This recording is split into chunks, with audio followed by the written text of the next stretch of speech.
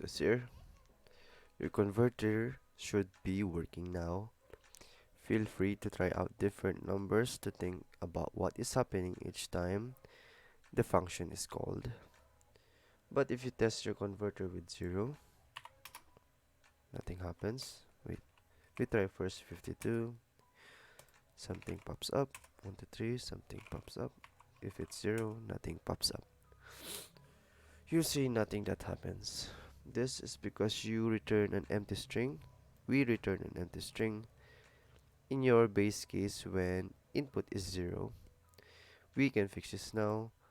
Update your base case so that it returns to the string 0 when input is equal to 0. So I reckon all we have to do is to add a 0. We're good to go.